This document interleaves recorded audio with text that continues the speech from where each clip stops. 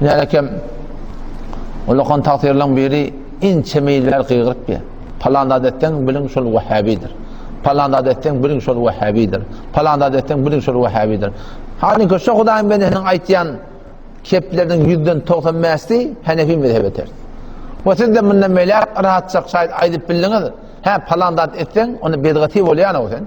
Falan adet akiden olsun bedgati akidede olayan olsun değil. Siz de inşallah şunu Hanefi mezhebe ora aytmaklığı sizde de var inşallah Teala. Yağday tabiler muhimterin diyanatı şu zamanı saklamaklıkta, dinin saklamaklıkta ne mi? Ehli bedgat bilen bedgatı tanıyamadı. Milyarta şu bizim bedgatlımıda hars oluptu o. Ve ondan milleti toğa pantama edipti olur. O milleti avamda biçare bir tofar illa maşallah elinin aşağından alıgılı. Bula da kıyametin yakmar mı diye de. Ya Müslüman doğan bile yakyarlar var. Siz onu görmeseniz var ahim. Bunu düşünüp bilmerseniz. Kabul etmek kıyım size. Arada da bir dost oğlum falanın hakkına ne mi diyen dedim. Ben burada sonra da görsen dedim. Burada sen sonra da gör. Kav gurun mu diye. Kav falan et diye. Ben burada sonra da gör. Hanefi mezhepten delil yazıp verdim. Nerede Hanefi mezhepte şöyle dedim. Var sonra sen şundan dedim. On barıptır sonra aptır şunla. Başka da altları bilmiyor çok veriyor. Ama şuna varanla diye ben kitap koydum diye.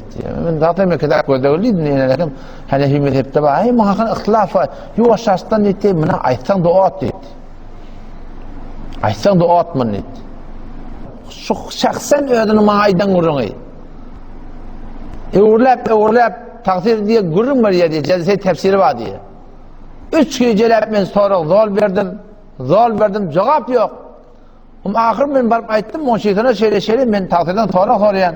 Ben cevabım var ama sen soran bu da gelenek. Kimden falaniye barıp aytdım. O takdirin ödünden soradı diye. Ben barıp şöyle sen şu hakkında ne mi diyen? Onu yuvaşattım ballı bir ihtilafi vurun. Ama ayttan kıyım olacaklı var. Şifarım vurun. Kaç kişi ben devtede Muhammed diye. Kıyametin yakma rakıyım diye. Müslüman doğan bile edip dururlar var. Nemeden çüreyim?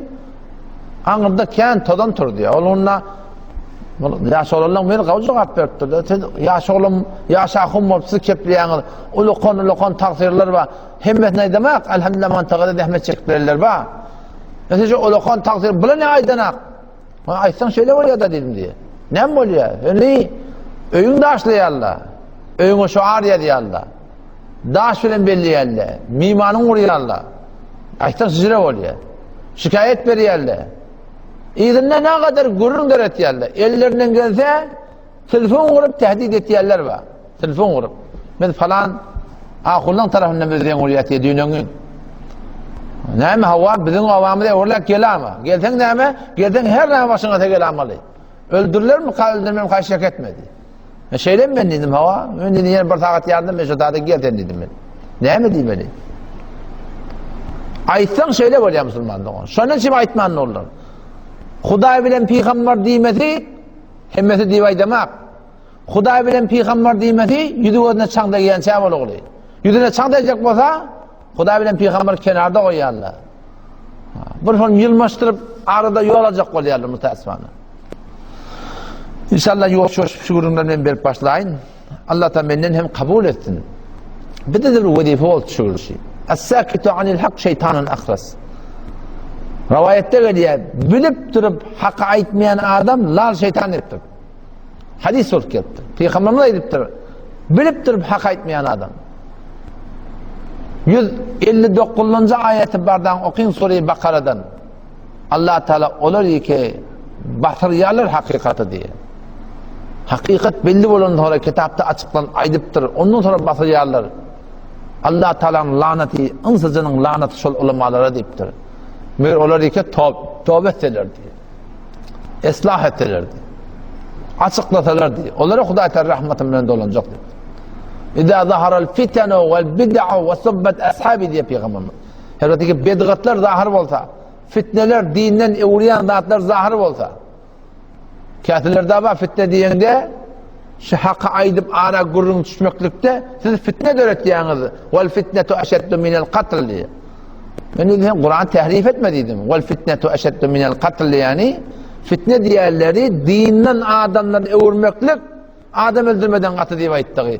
Ol haka aydıp, hakkın diyanete aydıp, milletin ağına gurrun düşmeklik eğer fitne var ya mesela ne'udbillah, peygamberlerden ona dedim aytsınlar oraya anır baş fitne gel bolmalı. Son peygamberime de gelip hak aydanla, sonra ten yana teleke cavan görmek deyiptiler şöyle. Ki doğun kardeşiniz var, ıhlaf hakkında.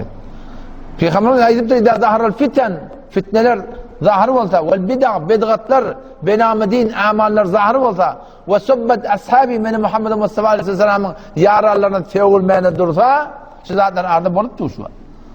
Felyudhirul alimu ilme. Onu kimin, alımın ma deyiptu, alim deyiptu, alımın aşkar etinin.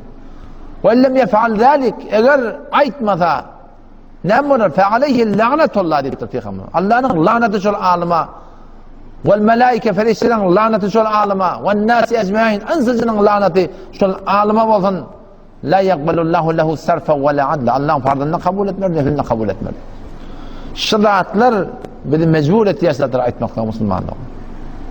Bizim namazından peyda yok, bu ahım olan. Aradından peyda yok, zekatından peyda yok, şundan peyda yok, gurumumdan peyda yok. Eğer biz şu hakikatler ilk arada var, aytmatak Müslümanlar. Bir de değil, belki Allah gelecek ki nesil ayağa kalıp da size Allah'ın hakkında hakiki diyanete var. Yüzecektin, o şunun bereketine dünya ahiretinin avapları. Tamam müşkilatı keşfedin camamızda var. Maddi taydan canlığın milyar bedgıtları harç soruyor. Kaç keş milyar harçları Kur'an'a sünnete dursun. Şu umurat-ı dünyeviye merdime harç edilse ne kadar abadi gelecekmiş Müslümanlar. Milyar harç soruyor. Allah temizden tevfik versin. Vesselamu aleyküm ve rahmetullahi ve berekatuhu.